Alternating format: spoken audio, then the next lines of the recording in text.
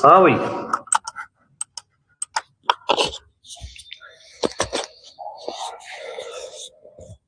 क्या कहाँ तक हुए ये क्वेश्चन? लाइट बंद करिए।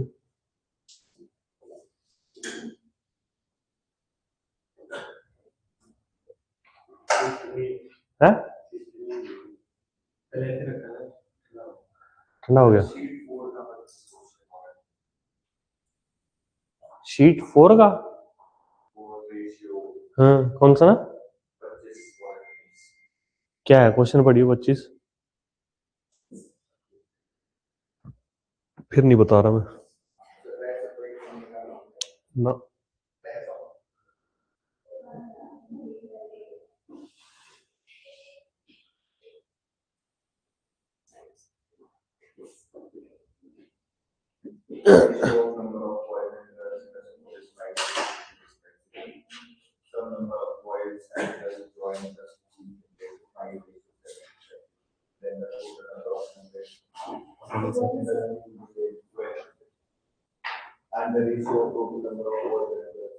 तो ये ऐसा ही करवाया तो था कलेगा।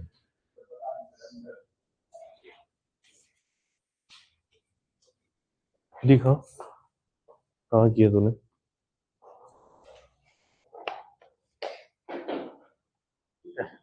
हैं? इसके बिना तो पढ़ाई नहीं होती।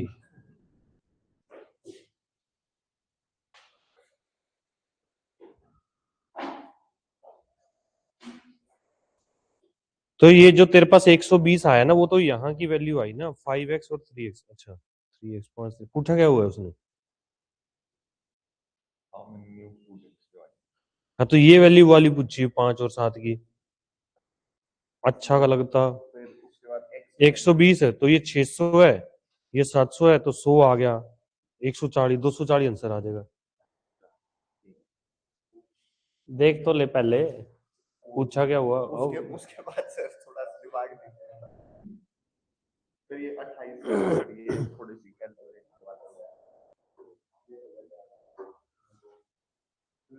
आजा। 4 3 7 2 9 और 1 10 तो ये देखो हाँ 16 9 25 और 5 30।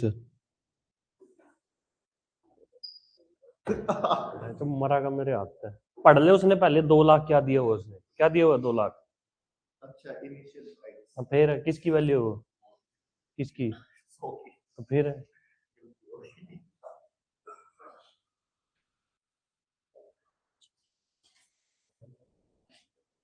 ये एजिस वाले हो गए कंप्लीट या नहीं शीट? Good morning.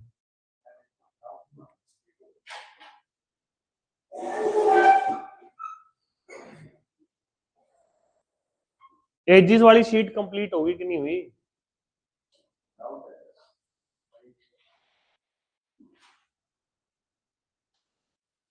कल लगी थी भाई, परसों नहीं थी। परसों क्या था? वेडनेसडे। हाँ, वेडनेसडे को क्लास नहीं लगी थी, कल थर्सडे को लगी थी।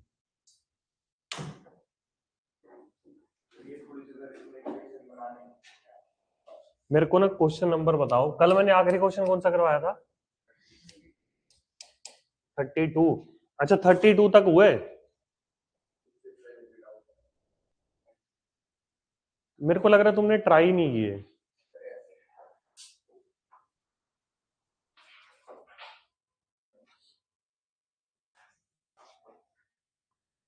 ये वाला करो चलो पहले ट्राई, क्वेश्चन नंबर 29।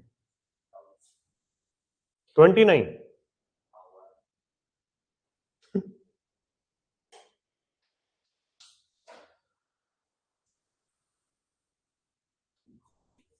फोल्डर में चेक कर भाई, मैंने फोल्डर बनाए हुए हैं अलग से, कल तो मैंने कर दी थी अपडेट वगैरह।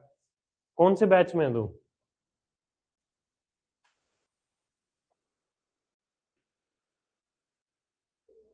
Good morning. अब काम मन कर रहा होगा तुम्हारा पढ़ने का। ओ,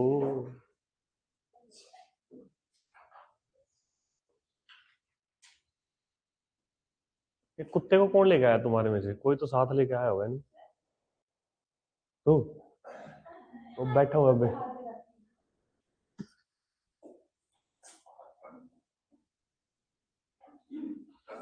वहीं बैठा हुआ सीढ़ियों में।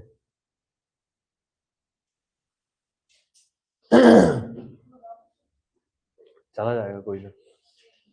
भाई देखता हूं मैं, उसमें अपडेट कर देता हूँ, बट क्लास लगी थी कल, ठीक है ना?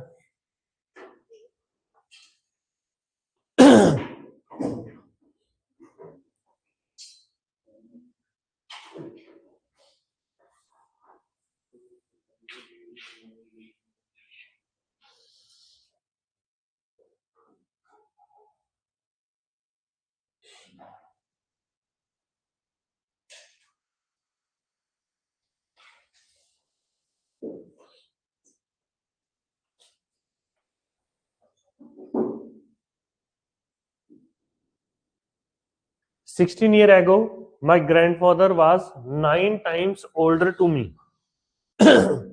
He will be 3 times of my age after 8 years from now." तो मैंने कल भी बताया था कि जब भी वो कोई भी टाइम बोलेगा ना, इतने ईयर्स एगो, इतने ईयर आफ्टर, तो वो प्रेजेंट से ही उस टाइम को मेंशन करता है, ठीक है? प्रेजेंट से 16 साल पहले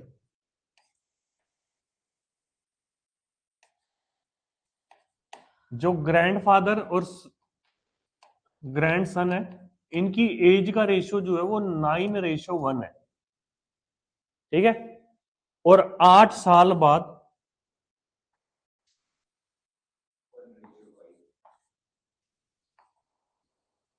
वही रेशियो हमारा बन जा रहा है 3:1, ठीक है? फिर कल मैंने क्या बताया था कि अगर एक्चुअल डिफरेंस इक्वल है तो हमें रेशियो वाला डिफरेंस भी इक्वल करना पड़ेगा ना। तो वो डिफरेंस इक्वल कैसे होगा?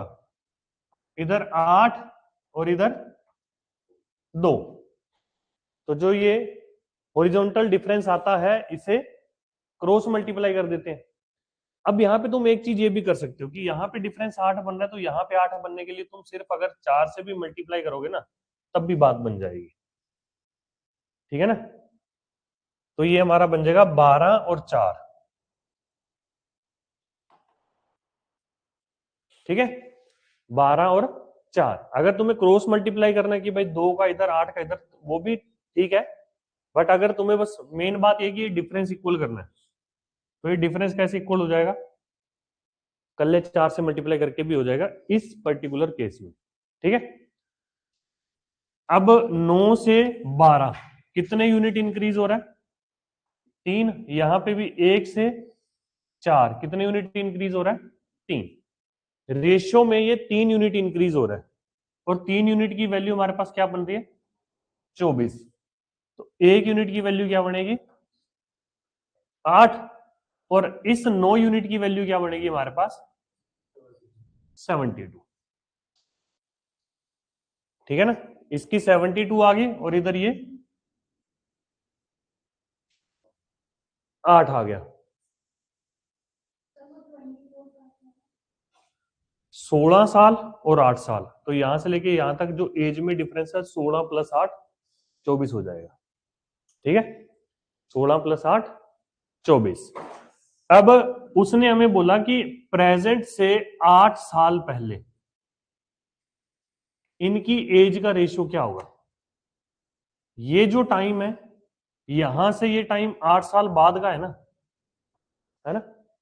तो 72 और 8 80, 8 और 8 16, तो इनकी एज का रेशियो क्या बन गया, 16 × 80, 5:1। तो the ratio of my age, तो ग्रैंड सन की एज आगे आएगी तो 1:5 बन जाएगा। ठीक है, देखो हो सकता है कि तुम इस तरीके से चीजें पहली बार कर रहे हो या फिर तुम्हारी ज्यादा प्रैक्टिस ना हो। ठीक है ना, कि तुम्हें आदत होगी इक्वेशन वगैरह बनाना, एक्स वाई लेट करना, उस तरीके से मेथड वो गलत नहीं है, बट अगर तुम कंपटीशन में हो तो तुम्हें थोड़ा सा तो कुछ ऐसा सोचना पड़ेगा कि जिससे तुम्हारी स्पीड बढ़े। ठीक है ना, इक्वेशन वाले मेथड में स्पीड बढ़ने के चांसेस बहुत कम होते हैं। कोई कोई कर भी लेता, चलो जिसकी अच्छी प्रैक्टिस है, बट हर कोई नहीं कर पाता।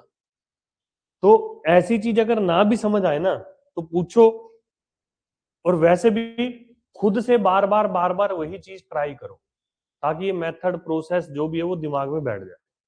ठीक है ना, मेरा पर्सनल एक्सपीरियंस यही है कि जितने हमें शॉर्टकट तरीके पता होंगे ना, उन्हें समझने के लिए, मतलब उन्हें ऐसे दिमाग में बिठाने के लिए वो समझने पड़ते हैं। जब तुम उसे समझोगे तो तुम्हें कंसेप्ट की और डेप्थ नॉलेज हो जाएगी। ठीक है, समझ गए ना बात।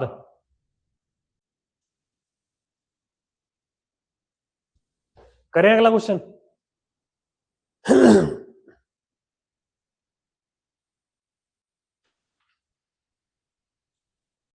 कल ये करा था, आखिरी क्वेश्चन है ना।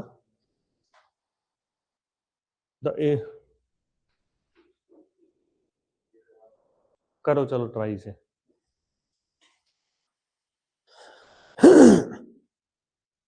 मैं तंग नहीं कहा है,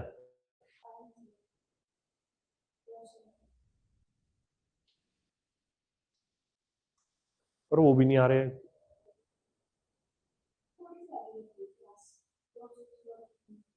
हैं? ओ, महारानी रितिका देवी, कहाँ, कांगड़ा से, धर्मशाला वाली है। उठा नहीं जाता, सबकी नहीं आवाज सुनाई दे रही मुझे। क्लास आगे तब होगी अगर मुझसे नहीं उठा जाएगा तो, ठीक है। अगर मैं उठ पा रहा हूं तो मतलब फिर तुम भी उठ सकते हो।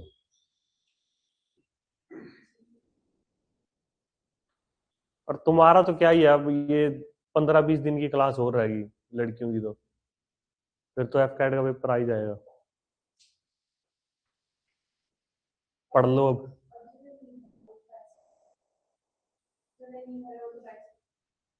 हम्म,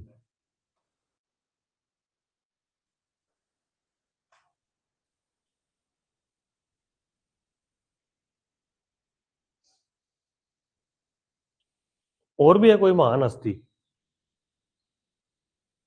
नहीं, एफ कैट का फॉर्म तो सबने भरा होगा।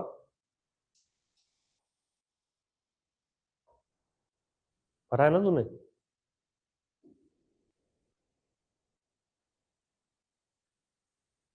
अब तुझे कल किसने बोला कि भैया 1 तारीख की छुट्टी है? रणविजय को बता रही तू।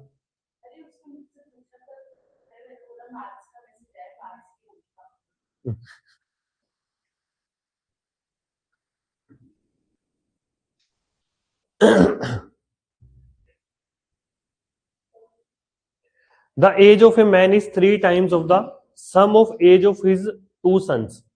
5 years hence, his age will be double of the sum of age of his son. Find the present father's present age, ठीक है।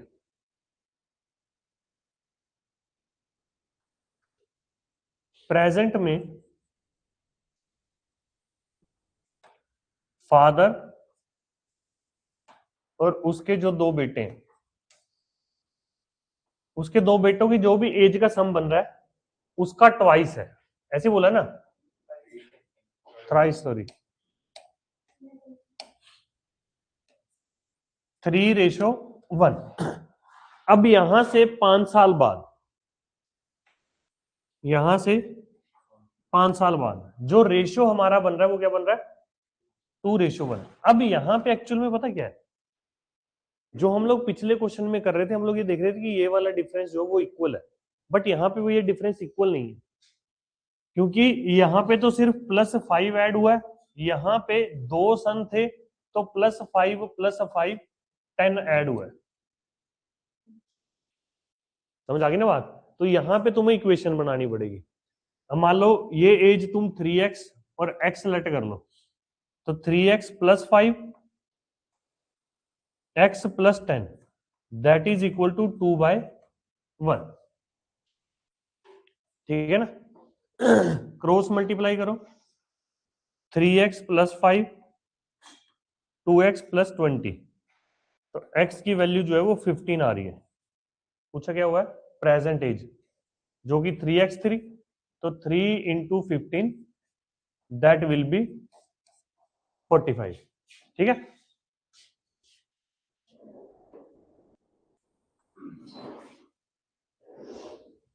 समझ आ गई बात।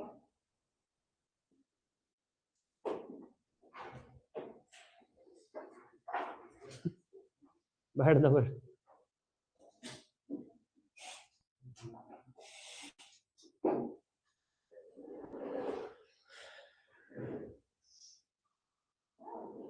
करें आगे।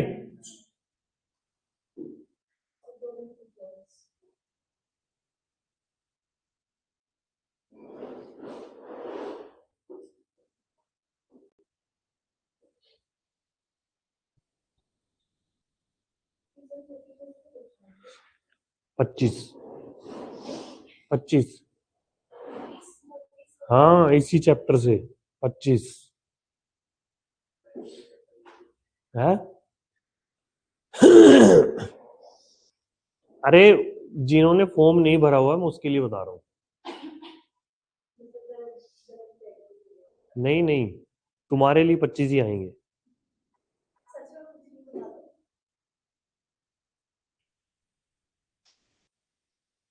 लिख लिया।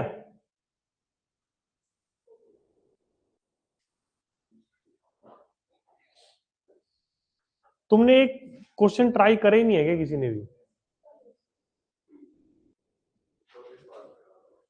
है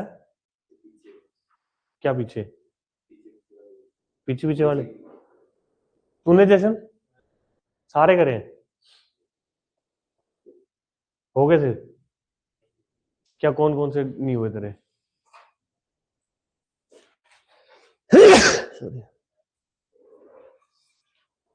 है 34 38, तो बोल क्यों नहीं रहा फिर, हो जाएंगे। मेरे को समझ नहीं आ रही मैं तुम्हें क्या करवाऊं क्या ना करवाऊं। तुम्हारा तूने करेगा क्वेश्चन शीट करी है ये पूरी, क्यों, कुछ में कौन सा नहीं आया, क्वेश्चन नंबर बता।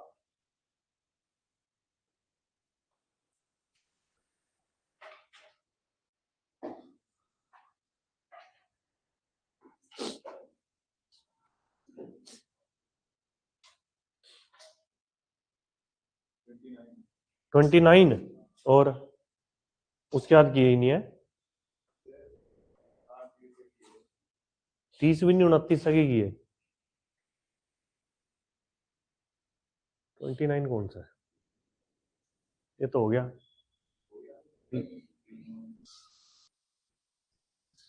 चलो 34 देखो, Ranu Meenu and Sonu are cousin, the age of Ranu and Meenu are same, the sum of their age is 5 times of Sonu's age. Ranu और मीनू की एज सेम है, और उसने बोला रानू प्लस मीनू जो है वो 5 टाइम्स ऑफ सोनू एज है। Renu age is 3 times of Sonu's age after 4 year, but will be the age of Sonu. ठीक है, देखो अब इधर, क्योंकि ये दोनों इक्वल है, ठीक है ना, तो यहां पे रेनू के साथ बोला गया ना, तो इसे मैं 2r भी लिख सकता हूं ना।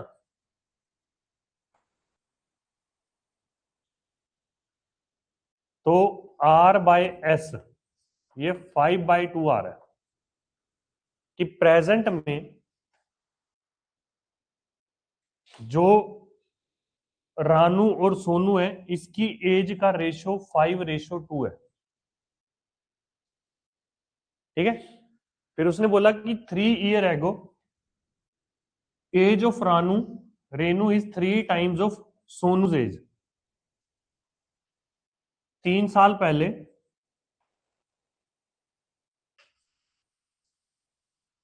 जो रेशो था वो 3:1 था। ठीक है, बस इसे सोल्व करना है। अब यहां पे हॉरिजॉन्टल डिफरेंस 2 का आ रहा है और यहां पे 3 का, तो इस 3 का मल्टीप्लाई इधर कर देते हैं 9, और 3 इस 2 का मल्टीप्लाई इधर कर देते हैं 10 और 4। ठीक है, तो यहां पे कितने यूनिट इंक्रीज हो रही है? एक यूनिट की वैल्यू आ रही है हमारे पास 3, तो 9 की होगी 27, 10 की होगी 30। पूछा क्या है? After 4 year. अच्छा, 4 की हो जाएगी हमारे पास 12, और 4 साल बाद सोनू की एज हो जाएगी 16। ठीक है, ये कल समझाया था मैंने। अच्छा, जो ये रेशियो का डिफरेंस होता है ना, जब हमें दिख रहा है कि यहाँ पे 2 रेशियो दी हुई है, इनके बीच में जो डिफरेंस है वो इक्वल है, कि भाई जो रेनू है, रेनू की एज में भी 3 साल का डिफरेंस आ रहा है यहां से लेके यहां तक, है ना, और सोनू की एज में भी 3 साल का डिफरेंस आ रहा है यहां से लेके यहां तक। ठीक है ना, जब ये डिफरेंस सेम है तो जो रेशियो का डिफरेंस है ना वो भी बराबर होना चाहिए। अब यहां से 3 से 5 हुआ 2 यूनिट, यहाँ पे 1 से 2 हुआ तो यहाँ पे सिर्फ 1 यूनिट है। ये डिफरेंस बराबर नहीं है ना, तो ये डिफरेंस बराबर करने का तरीका क्या होता है? रेशियो का जो हॉरिजॉन्टल डिफरेंस है उसका क्रॉस मल्टीप्लाई कर देंगे। ये 8.5 हो रहे हैं, है भाई?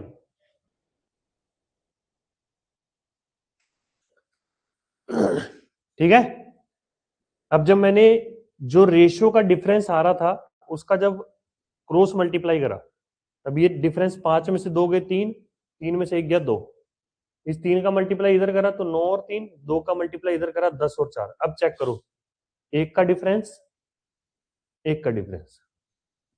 ठीक है, हो जाएगा।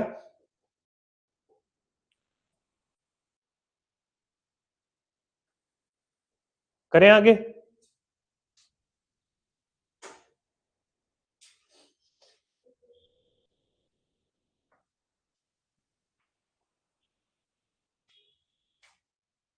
और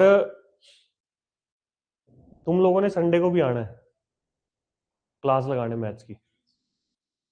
ठीक है, और उसके बाद शायद फिर 1 या 2 दिन मैं छुट्टी पे हूँ। ये हो जाएगा ना? हाँ जी,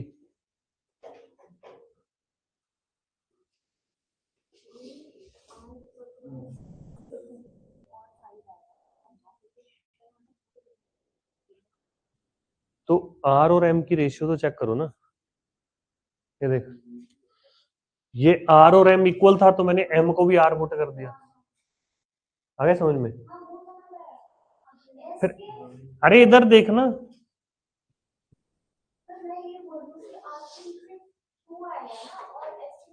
वही तो मैं समझा रहा हूं ना चाचा चौधरी। ये एस इधर आया, ये 2 इधर गया, तो अब आर के सामने क्या आ रहा है? 5 आ रहा है ना, तो यही तो मैं, वो तो मैं समझ गया था। ठीक है ना।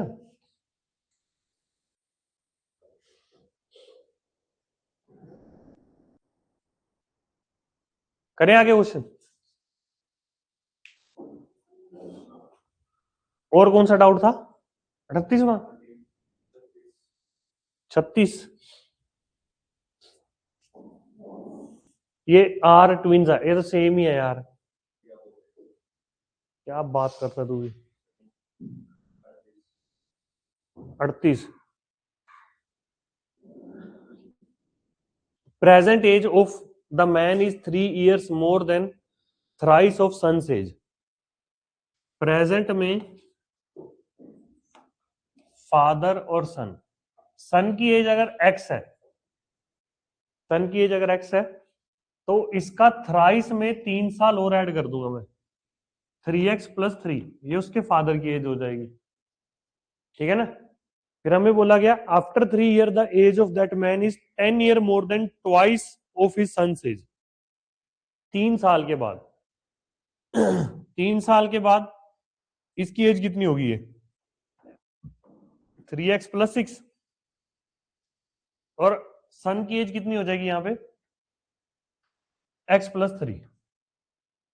अब उसने बोला कि जो फादर की एज है ना, अगर मुझे यहाँ पे इक्वल टू का सिंबल लगा तो इसका ट्वाइस और उससे 10 ज्यादा। ठीक है, 3 साल बाद सन की एज का ट्वाइस और उसमें 10 ज्यादा। बस इसे सोल्व कर दो। अब तुम्हारे लिए ना सॉल्यूशन तब आसान रहेगा जब तुम क्वेश्चन को सिर्फ एक वेरिएबल में रखोगे। अगर तुम इसे डबल वेरिएबल में सोल्व करने की कोशिश करोगे तो तुम्हें दिक्कत होगी। एक्स की वैल्यू आ गई 10 यहाँ पे, present age, then find the present age of son. कुछ गलत तो नहीं है? हाँ, ये 10 ही आएगा। ठीक है, ऑप्शन में गड़बड़ी है, वैसे 10 ही आएगा। ठीक है ना।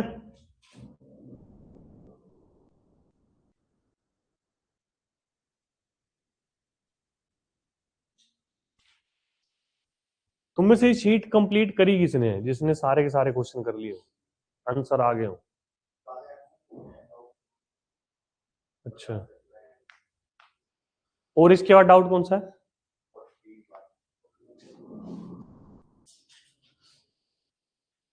One year ago, the age of woman was 4 times that of her son's age. After 6 years, her age will be 5 years more than twice age of her son. तो 1 साल पहले जो एज है वो 4:1 है, या 4x और x मान लो। आफ्टर 6 year, ये 1, यहाँ 6 साल बाद, तो ये एज कितनी हो जाएगी? सॉरी। ठीक है, अब यहां पे मैं रेशियो इसलिए नहीं लिख रहा क्योंकि उसने रेशियो मुझे दिया ही नहीं हुआ। इस पॉइंट ऑफ टाइम का मुझे रेशियो नहीं दिया हुआ उसने। हमें क्या बोला गया कि her age will be 5 years more than twice age of her son. अगर उसकी सन की एज का ट्वाइस करूं और उसमें 5 ऐड कर दूं तो वो मदर की एज का, या जो भी फादर है उसकी एज के बराबर हो। ठीक है, तो 4x+7, 2x+14+5, तो 2x की वैल्यू आ जाएगी कितनी? 12, x की वैल्यू आ जाएगी 6। Find the ratio of their present age. तो ये हो गया 24 और 6, तो 25 और 7। ये भी गलत दिया हुआ, ये आंसर आएगा। ठीक है,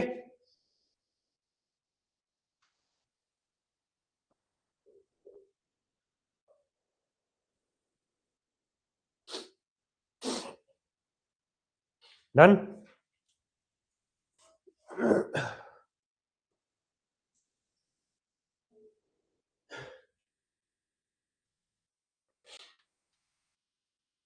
आफ्टर 6 year, ठीक है।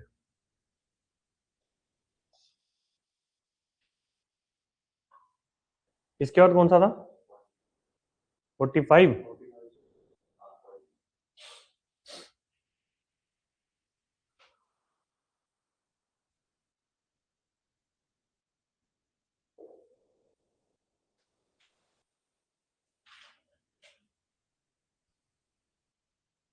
देखो अब इसमें है क्या, जो दो पर्सन की एज का डिफरेंस होता है ना वो हमेशा सेम रहता है ना। अगर कोई बंदा मेरे से 2 साल छोटा है तो वो हमेशा ही मेरे से 2 साल छोटा रहेगा, है ना।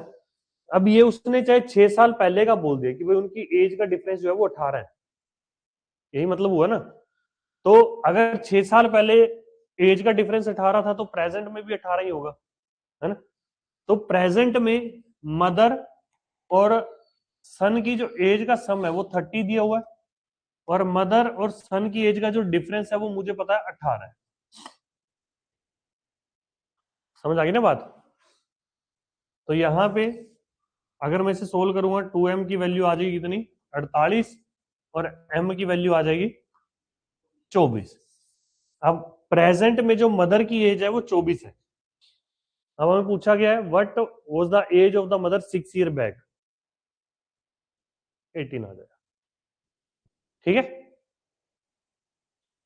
समझ गए बात। 46 भी सेम ही होगा, 46 ऐसा ही है।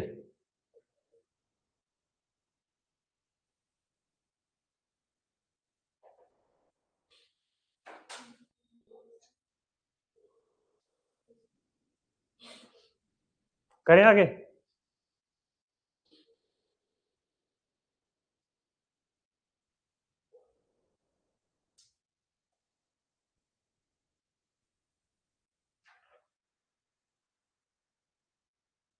यहां पे ना इसको दोबारा ट्राई करो, इनको इंटरचेंज कर दो। यहां पे वर है और यहां पे आर है। इसको अब पढ़ो क्वेश्चन को।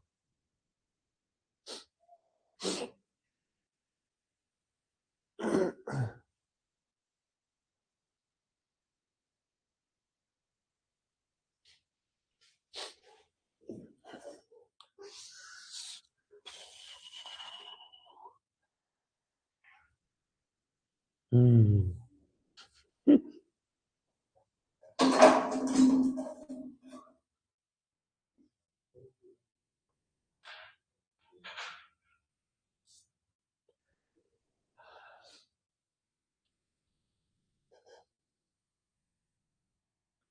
और मंडे को ना तुम्हारा एक फुल लेंथ टेस्ट होगा एफकेट का, ठीक है।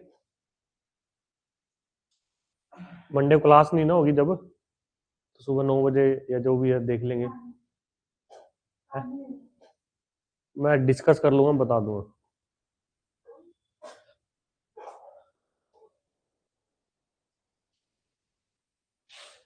तुम्हारे वो चैप्टर वाले हुए नहीं है ना। आज सीआई का टेस्ट अपलोड करूंगा मैं 10 क्वेश्चन का, ठीक है, वो भी देना।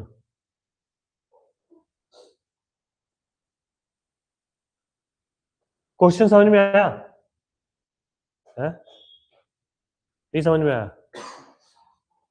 ए बी को बोल रहा है, मान लो मैं ए हूं, तुम लोग बी हो।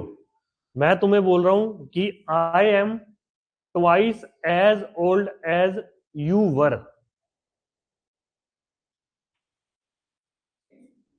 When I was as old as you are. देखो जो एज तुम्हारी अब है, ठीक है ना, जब मैं उतने साल का था तो उस टाइम पे तुम्हारी एज कुछ और होगी। समझ आ गई ना बात। जो एज आज तुम्हारी है, जब मैं उतने साल का था उस टाइम पे तुम्हारी कुछ और एज होगी। उस एज का ट्वाइस मैं आज हूं, ठीक है। समझ गए ना। मैं सामने वाले को बोल रहा हूं कि भाई वो मेरे से छोटा है, मुझे पता है। मैं बोल रहा हूं कि जब मैं तेरी एज का था, जब मैं तेरी उम्र का था, तो वो और भी छोटा होगा, है ना, उस टाइम पे। तो उसकी जो उम्र तब थी ना, उसका ट्वाइस मैं आज हूं।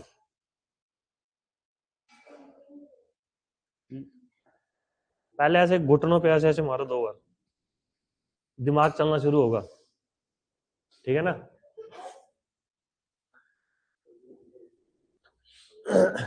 मान लो ए और बी जो है,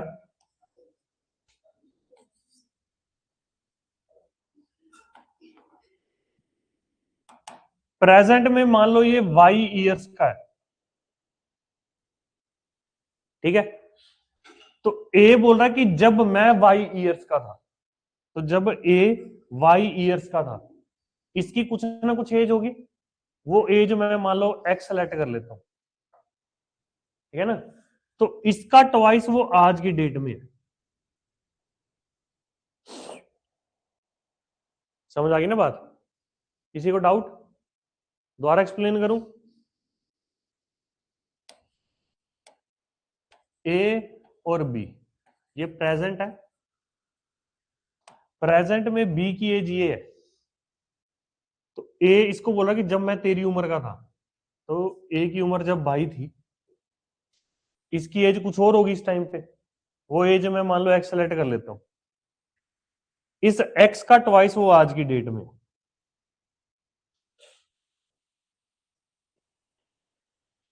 अब तुम्हें क्या लग रहा है यहां पे क्या कनेक्शन बनेगा, क्या इक्वेशन बन सकती है?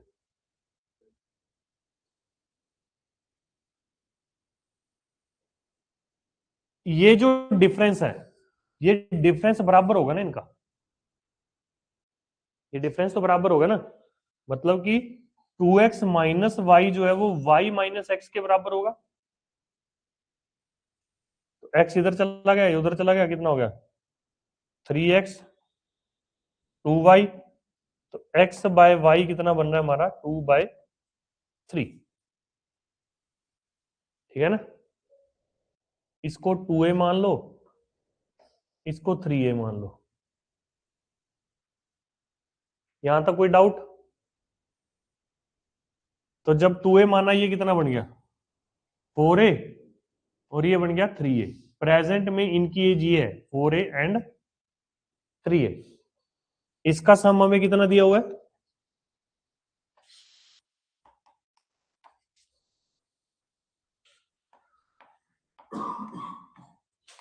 ए की वैल्यू क्या आ गई 9।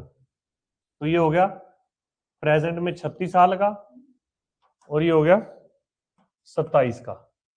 The difference of their age वो 9 आ गया, ठीक है। कहां पे बताया तो था मैंने, वही तो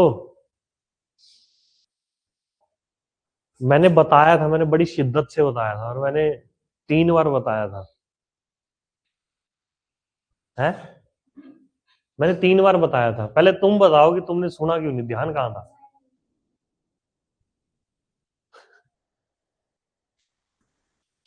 बस बात पता क्या है, लड़कियों को पीटता नहीं हूं मैं, ठीक है, वरना यही बात सांगवान ने या इसने इनमें से किसी ने बोली होती ना, पहले 5 मिनट तक ना ये ऐसे बैठे होते, ऐसे। सुनो अब इधर, बी की प्रेजेंट एज 22 है, ठीक है। अब ए इसको बोला कि जब मैं तेरी उम्र का था, तो इसकी एज ये होगी, उस टाइम पे बी की एज कुछ और थी, तो उसका ट्वाइस ए आ जाए, ठीक है ना।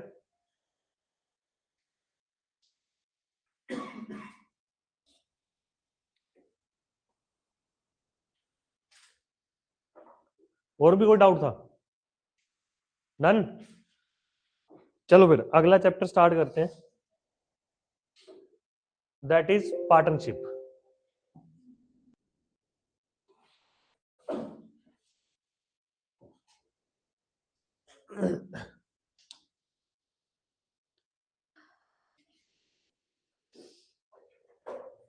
किसको इतने भारी भारी सांस आ रहे हैं?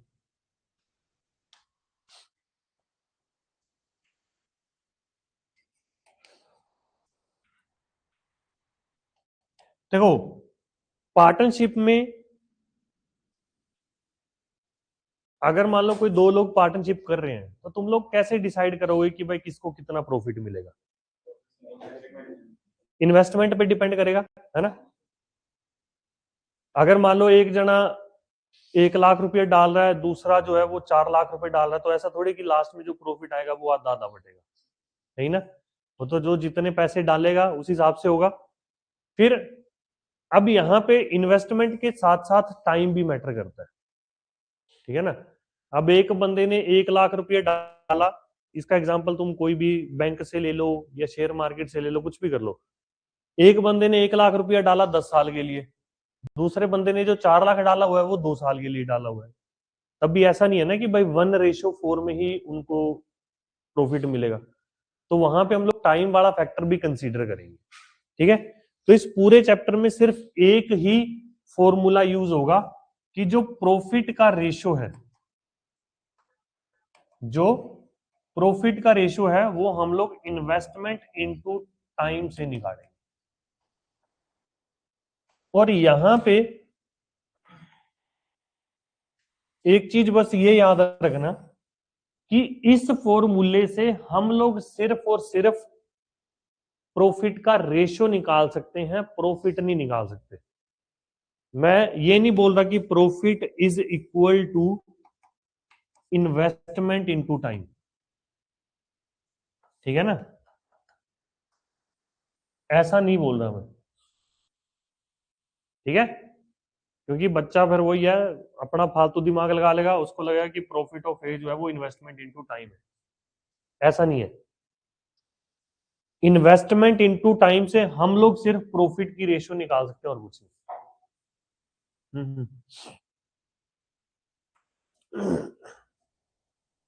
ठीक है। और प्रॉफिट अलग से जो दिया होगा, फिर जो ये रेशियो निकलेगी उस प्रॉफिट को इस रेशियो में डिवाइड करके फिर तुम प्रॉफिट कैलकुलेट कर सकते हो। क्वेश्चन से समझते हैं। अब जैसे पहला क्वेश्चन है, A B and C invest amount 20,000, 30,000, 40,000, they invest for 12, 6 and 3 months respectively, ठीक है।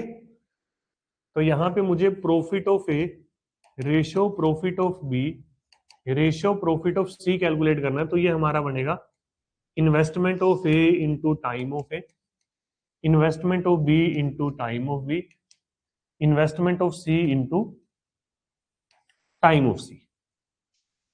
तो ए की इन्वेस्टमेंट है 20,000, तो 20 के इंटू में 12 मंथ,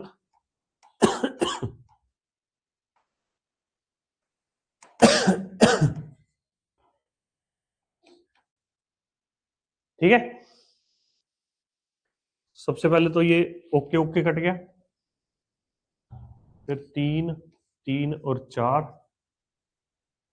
2 3 2, तो हमारे पास जो प्रॉफिट का रेशियो आ रहा है वो 4 3 और 2 आ रहा है, ठीक है। तो अब ये प्रॉफिट का रेशियो ये बन रहा है, कितना हो गया, 4 3 7 2 9, क्या हो गया है?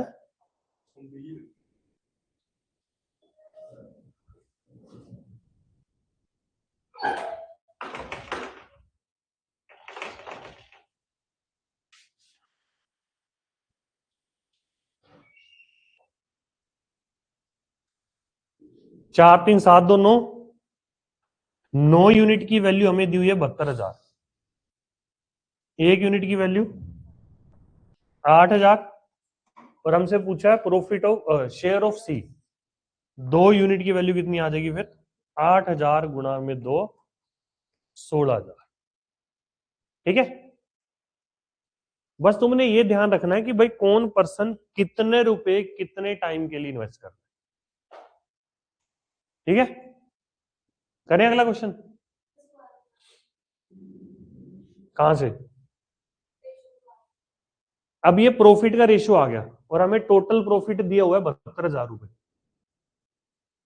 ठीक है ना। तो इस 72,000 रुपए को इस रेशियो में मैं डिवाइड करूंगा, 4 3 7 2 9 यूनिट की वैल्यू 72,000 है, एक यूनिट की वैल्यू 8 हो जाएगी, हमसे पूछा हुआ है शेयर ऑफ सी, जो कि 2 यूनिट था, तो 2 यूनिट की वैल्यू 8 गुणा 2 16,000 आ गई। ठीक है,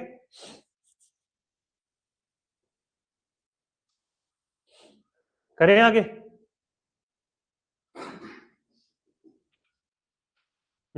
करो ये ट्राई। मैंने ग्रुप में शीट नहीं भेजी ना।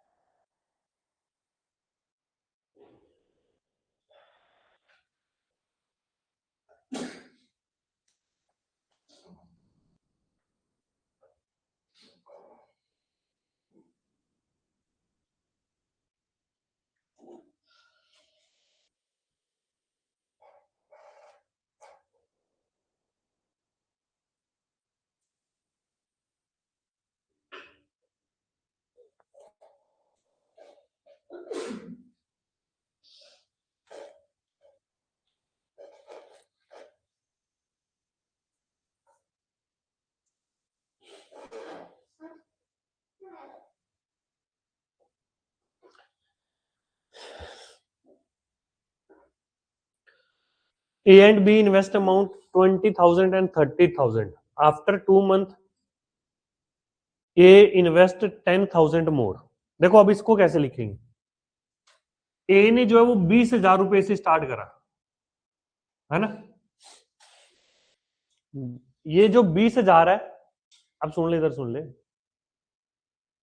ए के जो ये 20,000 है, ये 2 महीने तक थे। उसके बाद उसकी जो इन्वेस्टमेंट है वो इंक्रीज होगी, 10,000 से इंक्रीज होगी, तो अब जो इन्वेस्टमेंट है वो 30,000 होगी। यहां तक समझ में आया। जो हमें प्रॉफिट निकालना है वो 1 साल बाद का निकालना है, तो 2 महीने तो निकल चुके हैं, पीछे कितने बच गए, 10।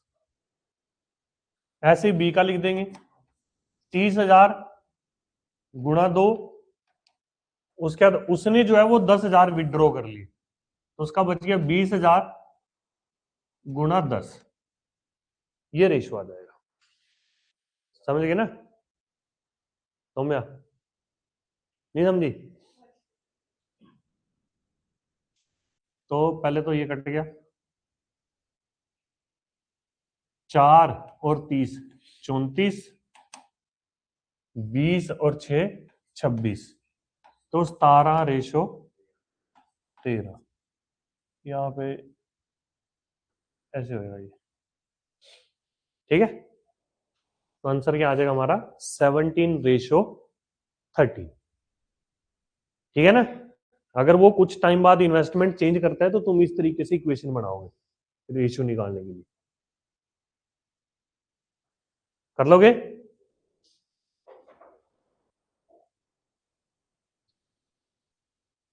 चलो फिर ये ट्राई करो।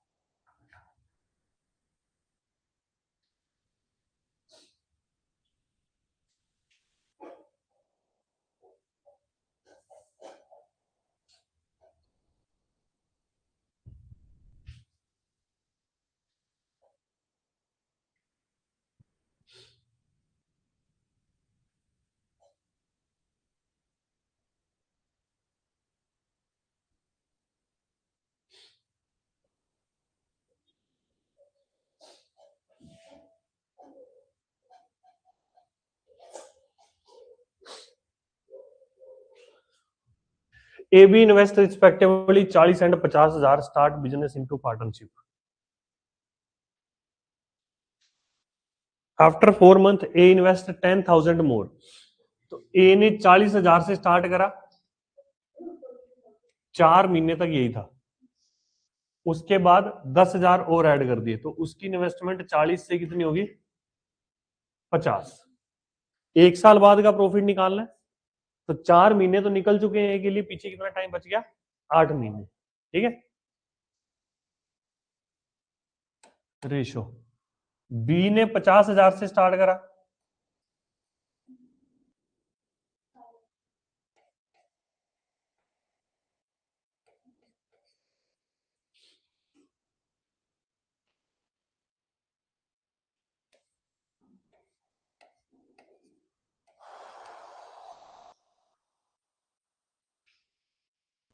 दस और 4 14, रेशो में 8 5 13। ठीक है, तो टोटल कितना हो रहा है ये, 27। 27 यूनिट की वैल्यू आ रही है 81,000 और 1 यूनिट की वैल्यू आ रही है 3,000। तो find share of A 14 unit. 14 unit की वैल्यू क्या हो जाएगी, 14 गुणा में 3, 42,000।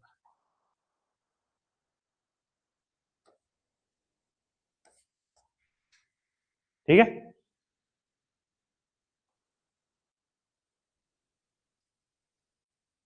डन। चलो फिर आगे देखते हैं।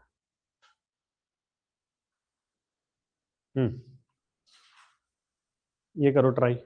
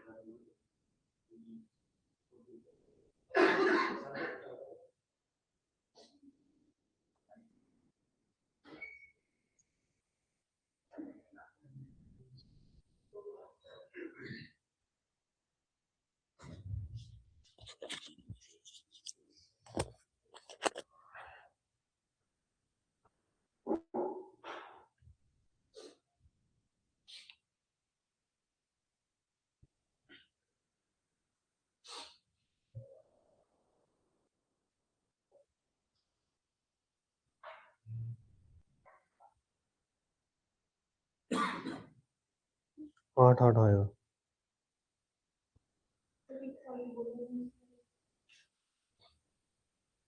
अच्छा, अगर नहीं, ठीक है, मान लो अगर किसी क्वेश्चन में 1 साल नहीं भी मेंशन है ना, मतलब टाइम नहीं मेंशन, तो तुम 1 साल मान के चलोगे। ठीक है, अगर टाइम मेंशन नहीं किया हुआ तो तुम अपनी तरफ से 1 ईयर लेट करके ही चलोगे।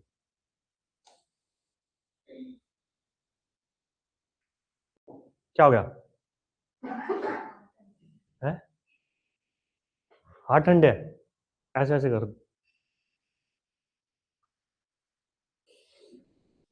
हाथ भी गर्म हो जाएंगे और ऐसे गाल भी।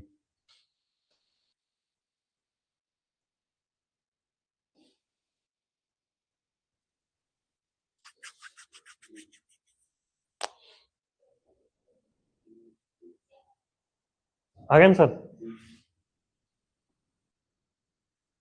ए ने 40,000 से स्टार्ट करा, गुणा 4, फिर 10,000 और इन्वेस्ट करे तो 50,000 गुणा 8। बी ने 50,000 से इन्वेस्ट करा और 4 महीने बाद जो है वो 10,000 निकाल लिए, और इसके भी 3 महीने बाद सी ने ज्वाइन करा 40,000 के साथ, और क्योंकि 3 महीने बाद ज्वाइन करा, मतलब कि टोटल 7 महीनों के बाद सी ने ज्वाइन करा, तो उसके पास टोटल कितना टाइम बचा? 5 महीने, तो गुणा में 5। ठीक है,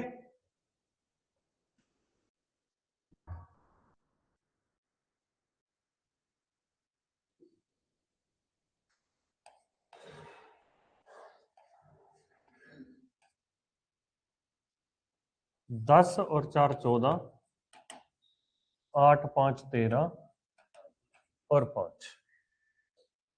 ठीक है, अच्छा तुम में से कोई ऐसा है जिसको ये लग रहा हो कि भाई यहाँ पे ये 2 वैल्यूज हैं, ये भी 2 हैं, यहाँ पे ये अकेला है, तो हमने ये जीरोस कैसे काट दी? सबको पता नहीं है तो ठीक है, करें आगे।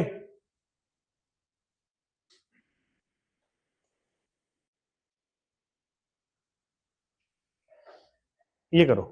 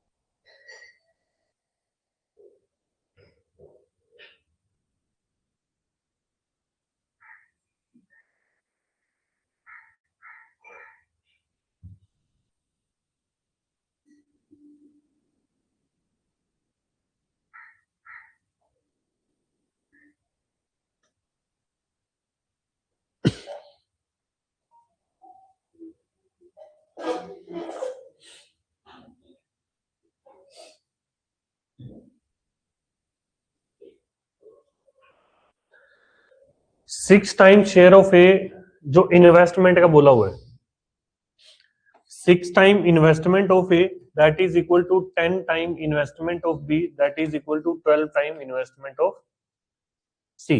पहले इसको थोड़ा सिंप्लीफाई कर लेते हैं, तो ये बन रहा है 3 time investment of A, 5 time investment of B, 6 time investment of C. तो तुम्हें मैंने एक चीज सिखाई थी कि अगर ये ऐसी इक्वेशन है तो यहां से डायरेक्ट तुम इन्वेस्टमेंट ऑफ ए बी और सी का रेशियो कैसे निकालोगे? याद है? याद है कि नहीं? क्या? वाह, अगर हमें ऐसी इक्वेशन दे रखी है तो जो ये वेरिएबल है इनकी रेशियो हम लोग कैसे निकाल सकते हैं? तो मैंने तरीका बताया था कि ए के नीचे उसके कोफिशिएंट को छोड़ के बाकी दोनों का प्रोडक्ट लिखना है,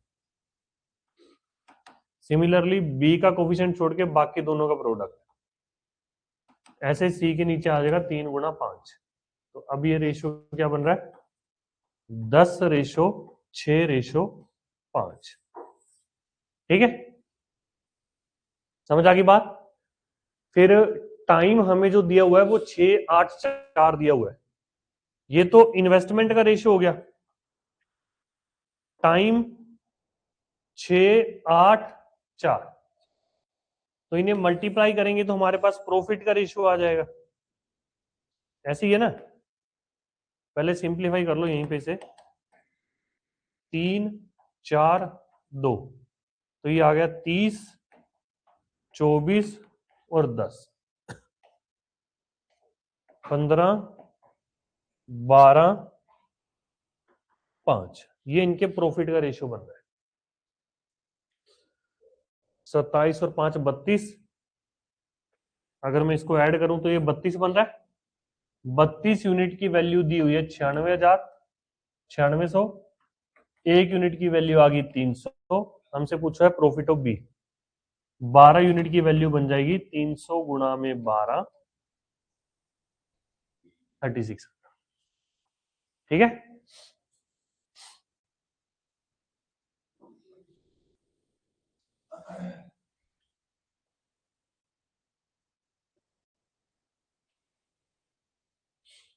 ये चीज ना मैं तुम्हें कोई, मेरे को लग रहा है जब से क्लासेस स्टार्ट हुई कुछ 15 बार बता चुका हूँ, अभी भी तुम्हारे दिमाग में नहीं रहती है।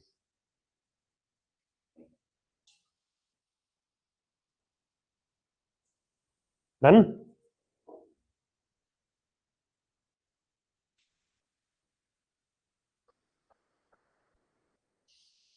ये करो।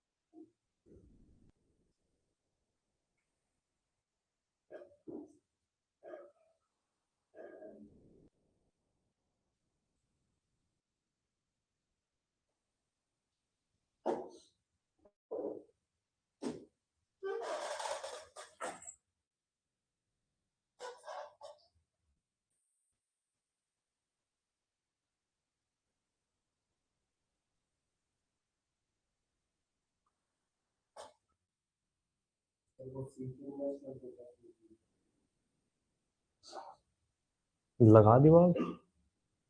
2:3 में जो पहले इन्वेस्टमेंट है वो 2 यूनिट है, तो 2 यूनिट की वैल्यू अगर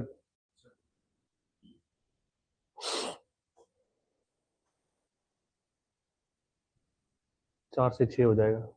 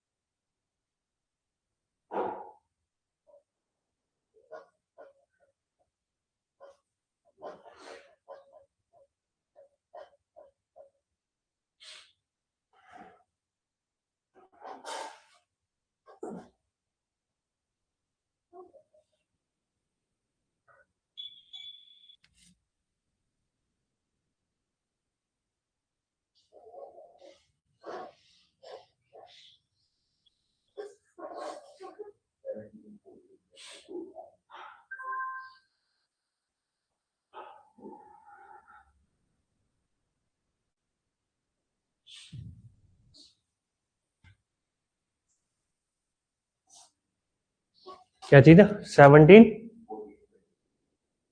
14, 29।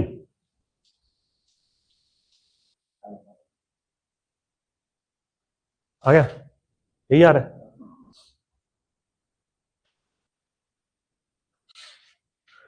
पहले एक ही इन्वेस्टमेंट जो है वो 2 है, 2 महीने तक तो 2 रही, उसके बाद उसने 50% से इंक्रीज कर दी। तो 2 को जब 50% से इंक्रीज करेंगे 2 से 3 हो जाएगा ना वो, तो 3 गुणा में 10 आ जाएगा यहाँ पे रेशो आफ्टर नेक्स्ट 2 मंथ। तो जो बी की इन्वेस्टमेंट 3 थी वो टोटल 4 महीने तक चली। ये चीज क्लियर हुई? क्योंकि इससे भी अगले 2 महीने के बाद बी ने जो है वो विड्रॉ करा 1/3। 1/3 मतलब कि 1 यूनिट विड्रॉ कर लिया, तो पीछे बच गया 2, 2 गुणा में 8। यहां तक समझ में आया? ठीक है। फिर जो सी है उसके भी 3 महीने बाद, तो मतलब टोटल 7 महीनों तक सी की इन्वेस्टमेंट जो है वो ये थी 4। फिर उसकी इन्वेस्टमेंट जो है वो 2:3 से चेंज हुई है कि 2:3 से। इस 2 यूनिट की वैल्यू 4 है, तो 3 यूनिट की वैल्यू क्या बनेगी? 6। ठीक है, तो 6 गुणा में 5, डन। ये हमारा बन रहा है 34, ये बन रहा है 16 और 12 28, 28 और 30 58। तो 2 के टेबल पे कट के आ जाएगा 17 14 29, डन।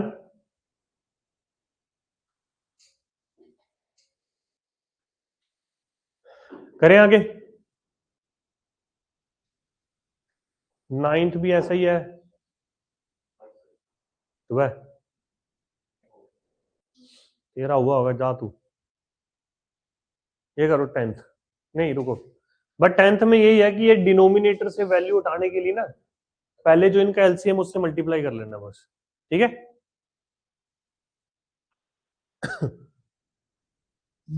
ये भी वैसे ही है।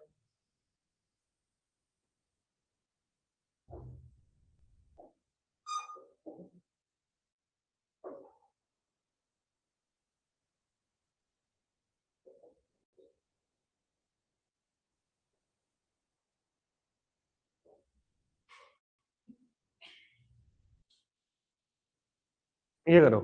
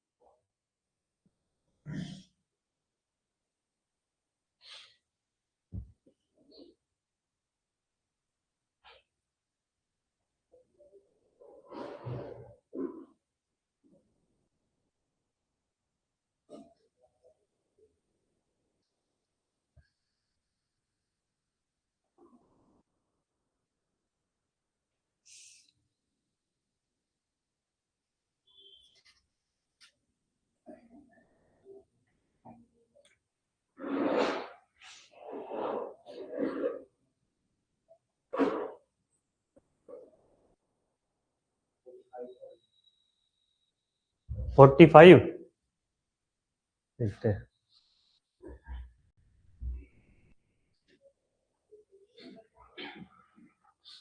एक तो हमें दिया हुआ है कि investment of B, investment of A plus सी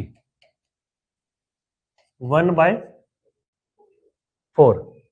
फिर हमें दिया हुआ है investment of A by investment of B 3/2। अब यहाँ पे बी जो है वो अकेला दिख रहा है कॉमन, बी की वैल्यू को बराबर कर देते हैं, 2 का मल्टीप्लाई कर दिया इधर, ठीक है।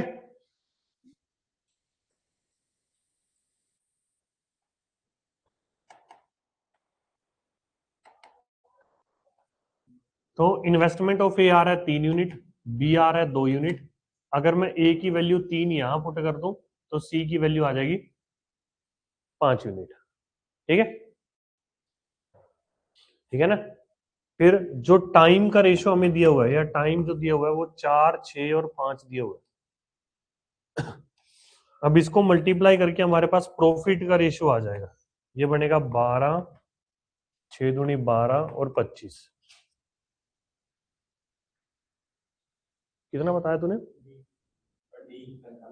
50 आया। अब ये टोटल कितना बन रहा है? 49। 49 यूनिट की वैल्यू है 98,000, 1 यूनिट की वैल्यू आ गई 2000, और 25 यूनिट की वैल्यू क्या आ जाएगी? 25 गुणा में 2, 50,000। ठीक है,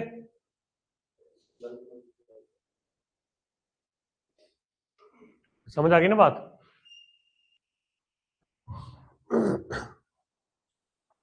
करें आगे?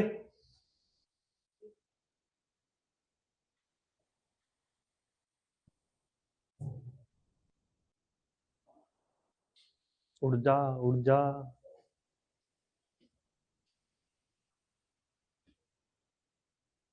डन।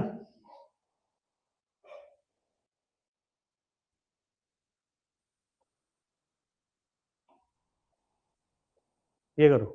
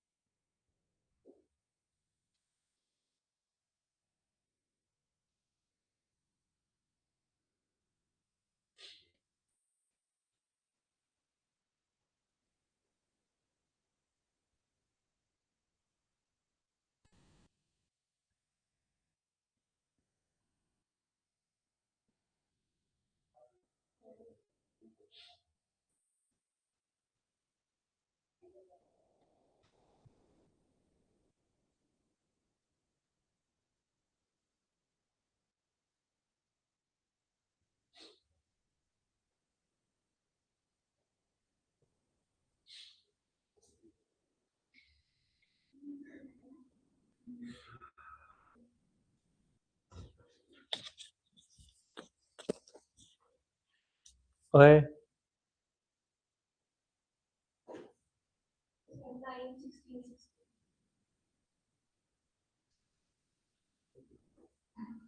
देखो यहाँ पे तुम्हारे लिए ना कैलकुलेशन कैसे इजी रहेगी, जैसे हमें इन्वेस्टमेंट के लिए ना फ्रैक्शन लिखा हुआ है 1/4, 1/3 ऐसे, है ना? तो तुम टोटल इन्वेस्टमेंट एक ऐसा नंबर लेट कर लो जो 4 और 3 दोनों से डिवाइड होता हो। ठीक है, अगर मैं मान लो टोटल इन्वेस्टमेंट जो है 4 और 3 से डिवाइड होने वाला नंबर 12 है ना, तो मैं 12x लेट कर लेता हूं। सिमिलरली टोटल टाइम जो है वो मैं 12y लेट कर लेता हूं। अब ए ने टोटल का 1/4 इन्वेस्ट करा फॉर 1/4 टाइम, इसका 1/4 कितना होगा? और इसका 1/4 कितना होगा? 3y। सिमिलरली बी ने 1/3, इसका 1/3 कितना होगा? 4x। 1/3 कितना होगा? 4y। अब पीछे इन्वेस्टमेंट कितनी बन जाएगी, बच जाएगी? 3x, 4x, 7x हो गया, पीछे बच गई 5x। और वो उसने whole time 12y। X Y तो कट जाएगा, तो कितना आ गई?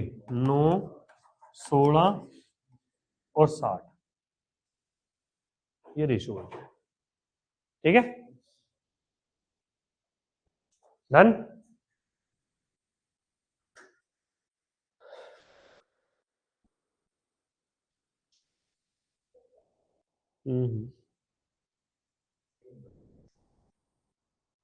बाकी बच्चे तो नहीं बोल रहे, अभी तुम तीनों ने ही बोला, और तो नहीं बोला किसी ने। मेजोरिटी के साथ चलेंगे।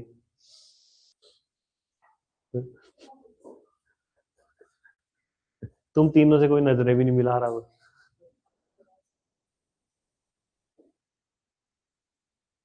अब ये देखो इधर, 19, 20, 21, ये तीनों एक जैसे ही हैं।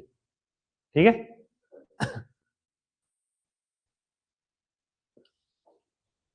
करो ये। अरे लाडले, सिलेबस भी करना है पूरा कि नहीं?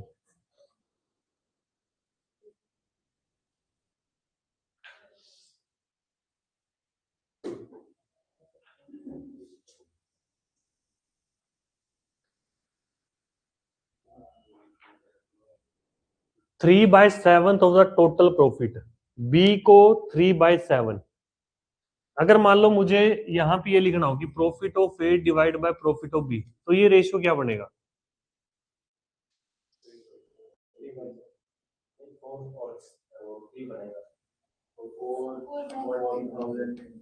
4/3 बन जाएगा ना। ये चीज समझ में आई ना कि टोटल प्रॉफिट जो है, अगर मान लो मैं टोटल प्रॉफिट 7 यूनिट मान लूं, तो इस 7 में से 3 यूनिट बी का है, तो 4 यूनिट ए का हो गया ना।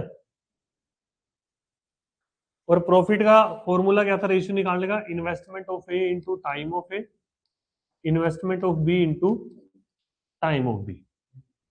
तो 4/3 40,000 गुणा में 10, 60,000 गुणा में हमें ये वैल्यू निकालनी है।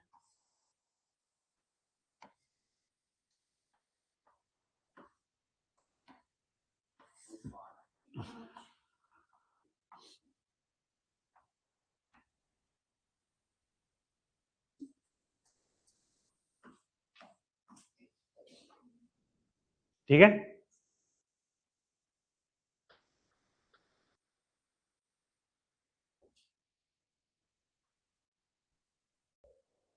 करें आगे।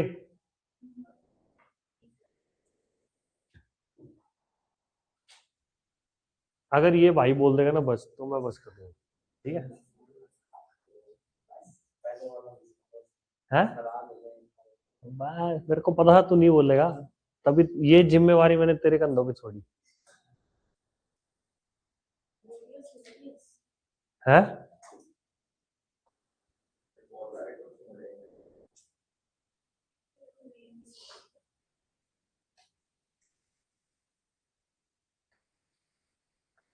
चलो ठीक है फिर, पर ये क्वेश्चन नंबर 22, 23, 24,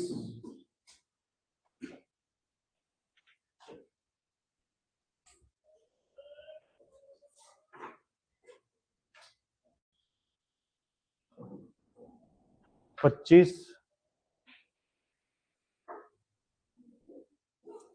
26,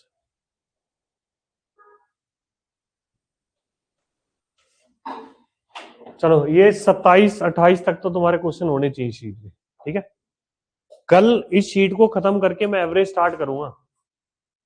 ठीक है ना? एक्चुअल में क्या है, जो एजीज और पार्टनरशिप है, ये रेशियो का ही पार्ट है। मतलब मोस्टली रेशियो में ही इसको पढ़ा देते हैं। मैं बस ऐसे अलग अलग क्लास रखता हूँ इसकी। टॉपिक ये छोटे छोटे हैं, बट ये कि प्रैक्टिस की जरूरत इसमें होती है। अब इन क्वेश्चंस में बताने वाला कुछ नहीं है, पर वही बात, अब पल्ले ही जब तुम जैसे पढ़ गए हो तो क्या करें।